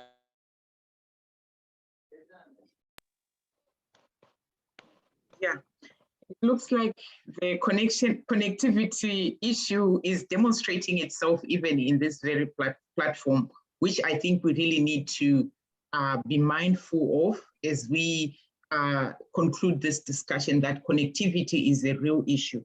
I'm going to invite 3 people who have their hands up, because I'm very mindful that we've eaten into your time. I know people have the commitments, the other commitments, and we need to wrap up the discussion. So I see there's 4 hands. So I'm just committing myself to just allowing the 4 speakers The first one will be the Resources and Support Center. Then Honorable Yvonne Opok Pateng, Christopher Granston, and Martha Gato Labo. I'm sorry for murdering your names. I'm really sorry about that. But we're going to just allow those 4 speakers in that order. Then we wrap up. So Resource and Support Center first, please. Yeah, thank you. My name is Vim. We are the co-founder and co-producer of this wall module where Anviaji has presented, and I am very thankful to all of you. Actually, we need to share such experiences here. Thanks for this meeting, because the sharings are very important, very essential also. I have 2-3 points to share. One is, just now we are facing this networking and connectivity issue. So along with digital tools, we need to be prepared with posters also. And those posters can be shared as a tool. That is one thing. Because of the connectivity issue we are facing in India also. So that is one thing. Secondly, hand-holding support is also very essential, where we can say that hand-holding and tools and training goes together.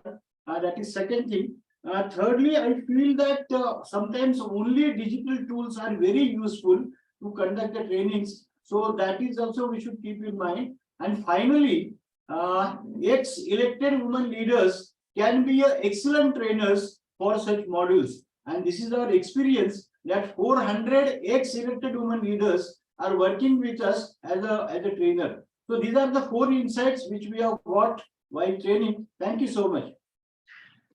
Thank you very much. And we really want to thank you for the partnership. And as you can see, what you did today in India is now being broadcast all over the Commonwealth. We really value that partnership and also those pointers. So we mustn't be pessimistic about the issues of connectivity. There are always ways to deal with those challenges. So we are also being reminded that we shouldn't be pessimistic about the issues we're facing with connectivity. I'll move on to Honorable Yvonne. I'll move on to Honorable Yvonne Opok Pateng. You are muted, Honorable. You're still muted. Please unmute yourself.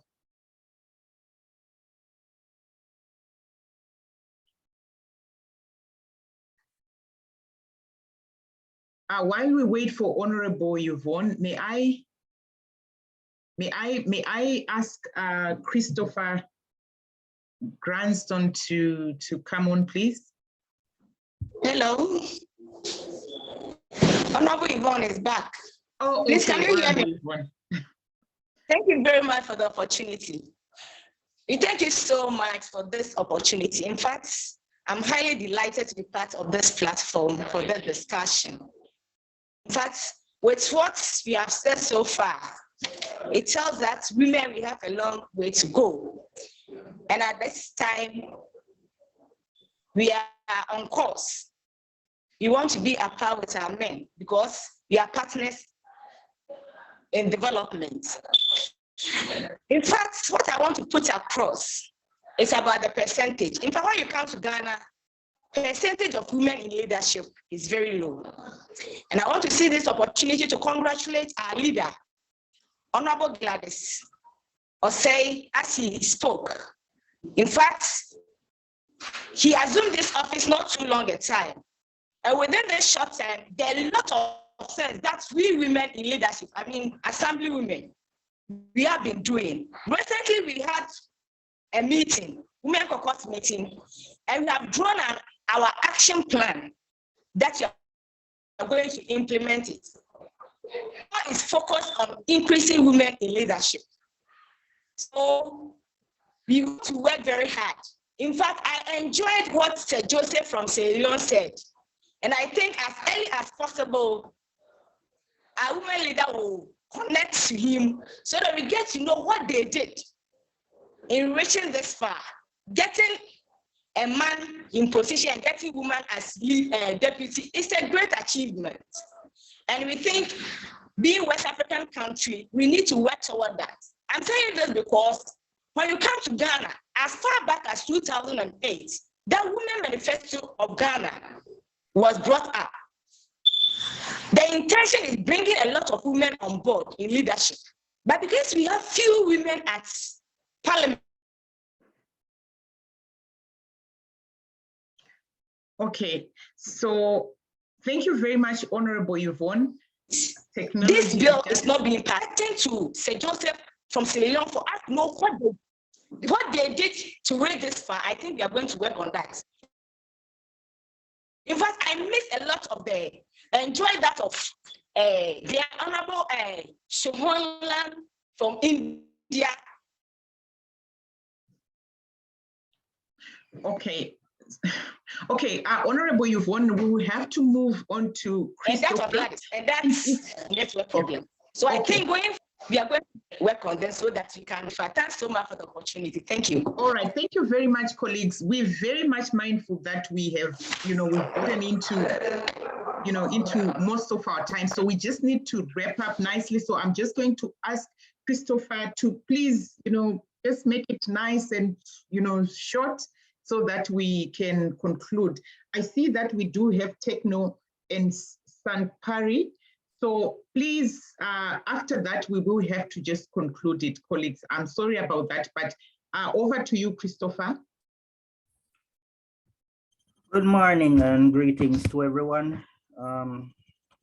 Thank you for inviting me to this panel this morning. I just want to remind everyone of the importance of what we call, in my profession, the digital footprint. And essentially what the digital footprint is your overall presence on social media, not just how you look, but also the information that you put out, right? So what I would like everyone to bear in mind is that social media campaigns are very important. It's important to get a specific type of message out there as to who you are, what you're about, what your goals are, and to make the world aware through social media. And there is organic and non-organic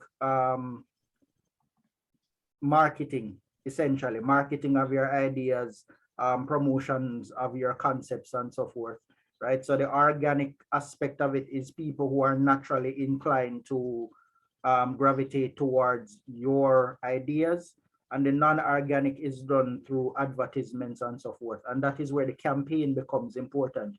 You have to set up an organized, structured message and campaign it through social media to spread awareness, to counteract ignorance in terms of your ideas and your message, and also just to encourage and inspire others to really get educated about what you're about. And it's not just local government, it's the individuals as well, what they're about individually, right? So that tends to nullify a lot of the problems that people are having in terms of awareness and the spreading of information. Social media is very powerful in that aspect. Thank you. Okay, thank you very much, Christopher. Thank you for that. I'll move on to Martha. Yeah. And if you have any questions, just please put them in the chat boxes. We're going to respond to them as we wrap up the session. So Martha, Techno, then Sankari. Anything else, we can then just post our questions in the chat box. Yeah. Martha, over to you. Good afternoon to everyone over there. I want to use the opportunity to congratulate all of you for making this program a success.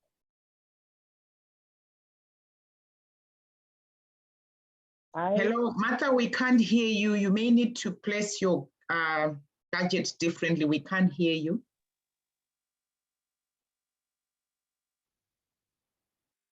Hello, Martha, are you there? Yes, I'm here. Yes, yeah, we can hear you now. You can go ahead. Yes, I want to use the opportunity to congratulate everybody for making this program a success. And the most important one is our Madam Gladys, for helping us in Ghana, like especially the elected new assembly members, to come up with issues bordering us. Recently, like my previous speaker said, we had a discussion where our needs were put in, together for them to work on. We are grateful to her for that. And we are saying that we need more women to come up in politics. In my electoral area, my area, for instance, out of the 29 elected assembly members, we have only 3, which makes marginalization of women in the assembly so glaring and so hard that we find things difficult. So if we are many and we are together, I think our voices will be heard and will come up. So more of this wants to come with training. And I think that if we are equipped with more tools in terms of what to say and what to do together, we can get more women on board for local government to excel. Thank you very much. Thank you. I just wanted to just let you know that we got a submission from Sauga. I think Councillor Kappa. I think we are being encouraged that we mustn't just think that it's difficult to to connect. We must just remember that no one taught us to use WhatsApp. That's very practical. So we just need to encourage ourselves and just tell ourselves that, look, even if we are not, we don't know how to use these tools, we can always work on it and use. So they also tools like WhatsApp, which we can use and interact. So I'll move on to Techno and Sankari, and then I'll hand over to Joyce, my colleague, to just sum it up for us. Techno Spark. Hello. Good afternoon, everybody, from my side. Can you hear me? Yes. Okay. My name is Sunkari Kamara. I am the mayor of Makeni City in Sierra Leone and the head of the local women's network, Rifela. Together, I have my colleagues, Councillor Sise, Councillor Adama Conte, and Councillor Rosemary Kamara. Yeah, I had my president of the Local Council Association of Sierra Leone, Joseph Bindi. He highlighted the issue of the Gender Empowerment Act, which has been in Parliament for more than 10 years. It's only resurrected a few weeks ago. But never mind the lengthy period that we've been waiting, it is finally here because it gets towards women's empowerment. So we are very much happy because if you look at women, occupying space in governance, in politics, I mean, it's so small. The number is so minimal. And we all know the power of internet. And like he said, we are still struggling with connectivity. And we have women in especially hard to reach areas where we don't have any internet connectivity who are also yearning, to be at the service of their people. So the social media is so important, especially WhatsApp, because that's the common one we are using here in Sierra Leone. And we know it markets people a lot.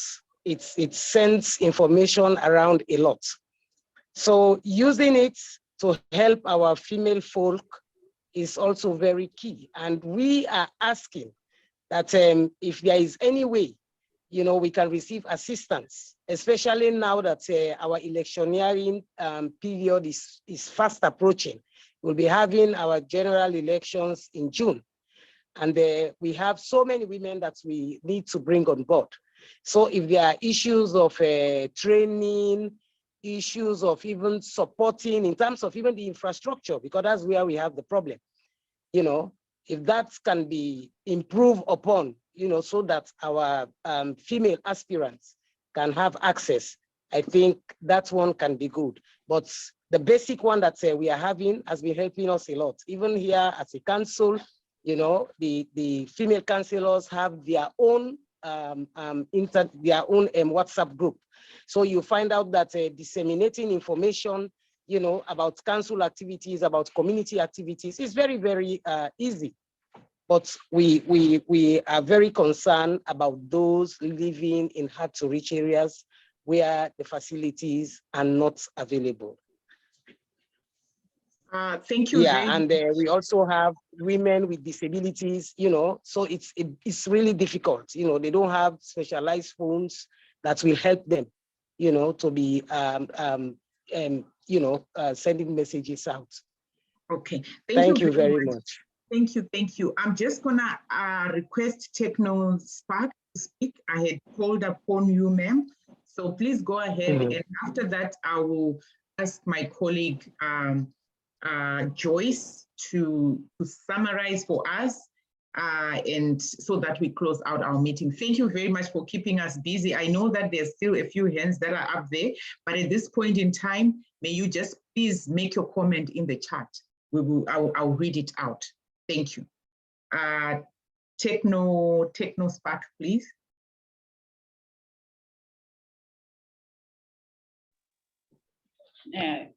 Good afternoon, everyone on board. I'm grateful for being part of this session. In fact, when we talk about women inclusion in local governance, it's a very important area that the world should take up.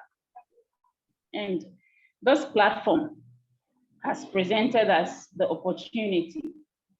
Our leader, Honorable Gladys, has touched on some of the challenges that we are facing here in Ghana as women leaders, which is the use of smartphone and others. But I think apart from that, even when the women have access to the smartphone, how do they use it? So we need to add capacity building or training in how to use these internet tools as well, if we really want to make it effective in communicating to the women folks concerning areas as we are discussing. Thank you so much. Thank you, ma'am.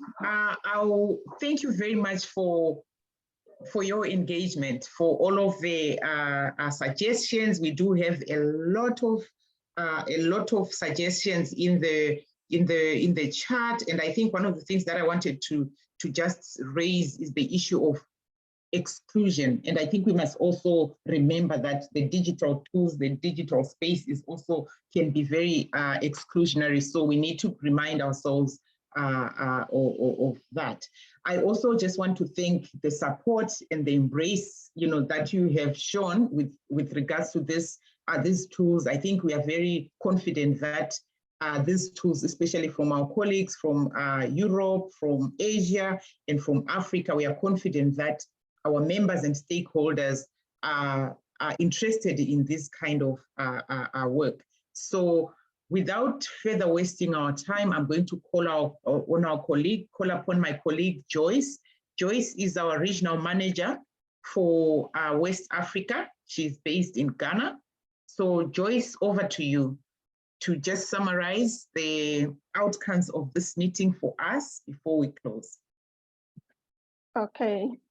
Thank you very much, Nyasha, for the opportunity. And it is great listening to our panelists and all participants with their very interesting input. And so from the discussions and suggestions that are coming up, it shows that there are great opportunities for the tools, for the digital tools to be used across the whole of the Commonwealth. And there are ways and means that have been suggested on how we could use the tools among our members to reach many people. And then some challenges have been identified and some suggestions on the way forward. For me to highlight a few of them on the opportunities from the presentation of Himanti from Sri Lanka, based on their experience in the use of some of the tools, it shows that it's possible for them to be adapted and used across the Commonwealth. And it's going to help in developing the skills of the women. It's in terms of self-help, like the individual could take the tool and use it without even someone interpreting in terms of the video and then the reading of the materials. So there is great opportunity for the tools from that angle. It will help us in reaching more people, although there could be some challenges in terms of transport and all that, but having the tool on your smartphone, you'll be able to use it. And there's the possibility of adaptation. Instead of maybe using the tool for India alone, one can just easily adapt based on the particular situation in the country, change the language, and then use it for the benefit of the people. And it's not, now we know that it's not only going to be WhatsApp. We have Twitter and Instagram, Snapchat, and all that we could use. The tools are there that we could refer to and use in supporting the women in our training. And how to use the tools, some points that came up are that during the trainings that are going to take place for women counselors and prospective women, there is that possibility of using the tools. The tools could be shared on all media platforms for the women. The women networks, NGOs, could be given the opportunity to have access to the tools so that they can also use them in their training and outreaches to the women. And there was the suggestion of designing hand-holding mechanisms alongside the digital tools to strengthen the use of what we have at the moment to help in reaching out more to the people. And also the fact of training as women representatives so that they could also help in reaching out to the women. On the challenges, some of the points that came out were the fact that not all women are having smartphones. And so that issue needs to be considered on how best we could help the others who don't have the tools to do that. Then the issue of network challenges. Some communities do not have networks. So we need to consider that. And then the barrier to, in terms of language barrier, we shouldn't forget about those who could not be able to read the English or understand videos or read English documents. So we should take them into consideration, and the need for more training so that all individuals who are not used to social media will be able to adapt to the situation that we are in now, that we are moving to the digital, we are in the digital world at the moment. So for the future, there is the suggestion that we shouldn't give up, we should be hopeful and not to be discouraged with the fact that there are challenges in the usage of the tools. We should make use of what we have at the moment and then push further to learn more on the other tools that we don't know how to. Because someone put it that no one taught us how to use WhatsApp. So now that most of us are used to WhatsApp, we should try and look out for the other social media platforms, learn more so that we will be able to come out with our best in our campaigns. And then at the end of the day, we will increase the number of women contesting and winning elections during our local level elections across the Commonwealth. So on this note, I will say thank you very much and hand over again to Nyasha. Thank you. Thank you, Joyce, for beautifully wrapping up our session. I'm not going to spoil it by saying anything. I'll just go ahead and call upon my colleague, Janine Xavier Cross. Janine is our Senior Program Officer responsible for the 3 CLGF networks. This network, and then the Commonwealth Sustainable Cities Network, and the Commonwealth Youth for Sustainable Urbanization. So Janine is going to inform us about the next steps and how we can engage further and how you can engage with us in taking this work forward. Over to you, Janine. Thank you, Nyasha. This has been such an invigorating discussion. Thank you, everyone, for your contributions. And it was especially great to see that both women and men were able to contribute. We need men as advocates, and we need you women to continue to strengthen the work that you do and to continue to promote and show that, you have what it takes to be able to do the job, and that there are ways to disseminate and to share the information widely. So what are our next steps? Really briefly, these dissemination sessions, we've had 2 of them. This one for Africa, and last week we had a session for the Caribbean Pacific. And these seminars, they are available. They will be available on our CLGF website and on our YouTube channel. So the links have also been placed in the chat. And of course, we will share the slides and this information with you so you can review it, go over the seminars, go over those presentations that you thought, oh, I just missed a bit. Go over the contributions from some of your colleagues. It's been very fruitful in the discussions. And we hope that you would also look at the Women in Local Government pages on the CLGF website, which will also share more information about the digital tools, about the seminars, and about other aspects of the network itself. I also want to encourage you to follow us and stay connected. Follow us on all the social media platforms. This is about digital technology, finding ways to share, stay connected, and to share knowledge as widely as possible so that it can benefit everyone across the Commonwealth. So join us on our Facebook group page if you're not already there. The link is in the chat as well. CLGF is also on Twitter. We have a main page, which is CLGF_news, and we have regional pages as well. Nyasha's team is responsible for the Twitter account in Southern Africa. The links are there. And of course, the thing about social media and the thing about digital technology is there are ways to link messages and to link our advocacy.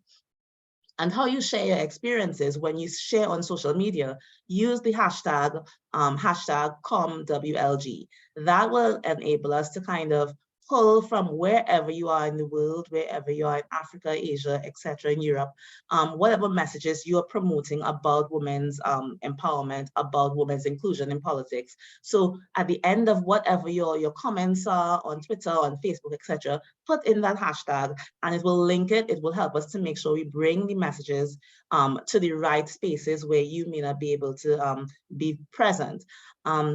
All of the different conversations, all of your priorities, all your issues, the challenges, and your recommendations from today's session, we will be taking those messages forward in developing our work program and making the tools more available as widely as possible across the board. We also want to highlight that in each of the local government associations, there should be someone that is identified as your focal point. I hope that many of you here are the focal points. If it is that you are not sure who your focal point is for your association, please reach out to your association and find out who that person is. That focal point is someone that will connect with CLGF and vice versa in sharing what your associations are doing to advance women's inclusion. And we will also be able to reach through them to share the messages that come up, different seminars, different activities, opportunities that arise. We will use the focal points as the mechanism to get through to you and to your networks. So please encourage your associations, your ministries, various organizations to identify their focal points and to make sure that they stay connected with us. Next slide. And of course, these beautiful faces in front of you, these smiling faces, these are some of the key staff that are part of the Commonwealth Local Government Forum, here really to work for you and with you. You would have heard today from majority of them, Anuya, Nyasha, Joyce, myself, and I think the person who was missing today would have been Gertrude Rose Gamwera, who is our East Africa coordinator. Ladies and gentlemen, familiarize yourselves with each of these faces, each of these names, and do reach out to make sure that you can share if you have, you want to get to use the tools in different forums, share, talk to them, help to work with them to develop programs and to strengthen your capacity building programming as you go forward. And of course, I want to highlight we do take the messages forward to other forums. On the 1st of December, Anuya is actually going to be sharing on the South Asia tools, the digital tools, in a session that is developed looking at gender mainstreaming across the Commonwealth and how it's been implemented and the advancements and looking at the SDGs. So we want to wish Anuya well in that presentation, and we hope that, you know, all the comments from today, she will take that on board and share and make sure that the voices of this entire region are heard at every forum and every platform. We will continue to stay connected. Please reach out to me. You all have my email address. I invited you here. Reach out, talk to all of our staff, and of course, it was such a pleasure being here today and hearing from you. It was a fantastic experience. And with that, I will pass you back over to Nyasha. Thank you very much, Janine, and to all our presenters, our respondents, and our participants. Today's, you know, we're very late, but I can see that people have stayed on. We really appreciate that. I would like to thank you for all your contributions, for attending, and for making today's event a success. You just didn't attend. You were engaged, lots of messages, a lot of engagement, a lot of encouragement. We really appreciate that. And for those that didn't get the chance to speak, we'll go through the chat and we'll follow up. I just wanted to request you to participate in our evaluation. We want to improve, and I think self-improvement is what we need to be doing all the time at a personal level, at an organizational level. So for us, we're going to ask you to fill out our, or to complete our evaluation form. It's going to take you about 2 minutes of your time. Your feedback is very important to us so that we can improve on our events and on the work that we're doing. So Janine is going to share that with you. All of the presentations are going to be sent to you, your emails, the same way that we have sent the meeting links and all of that. So please don't worry about that. We will communicate with you in terms of the evaluation report, the evaluation form and the slides. And also remember to be in touch with us, Anuya, Janine, Joyce, Gertrude. We are all there to support you and to take this work further with you. Thank you very much for your attendance.